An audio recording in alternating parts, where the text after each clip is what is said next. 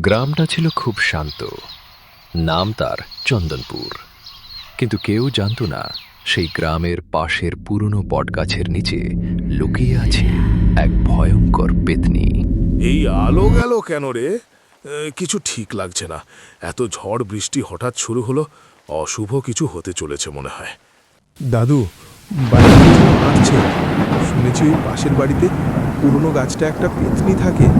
খিদে পেয়েছে, অনেক দিন পর মানুষ পেলাম। কি রে, তাড়াতাড়ি বাইরে আয়, নালে আমি যাব।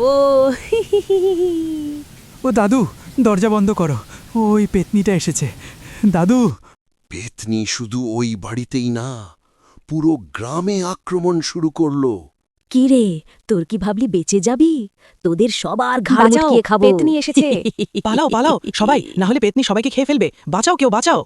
হঠাৎ দাদু সবাইকে দাঁড়াতে বলল, শোনো আমার কথা সবাই। আমি ভূত তাড়াতে পারি। আমি কিছু মন্ত্র জানি যেগুলো বললেও সঙ্গে সঙ্গে চলে যাবে। কি ভুলছো দাদু? তুমি পারবে তো? আমি তো কোনোদিনই জানতাম না তুমি এসব জানো। আরে জানি। সবাই একসাথে পেতনির কাছে গেল। পেতনি তাদের দেখে হাসতে লাগল। লোকজন ভয়ে কাঁপতে লাগল। দাদু মন্ত্র পড়া শুরু করল।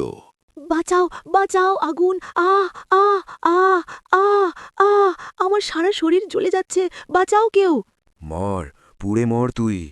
ওম, দূর হও অশুভ শক্তি। মরবি তোরা, সবাই মরবি। আমি আবার ফিরে আসব। পেতনি মরার পর গ্রামবাসী সব আনন্দ করে নাচতে লাগল। কিন্তু তাদের মধ্যে একটা ভয় থেকে গেল, সে আবার ফিরে আসবে না তো।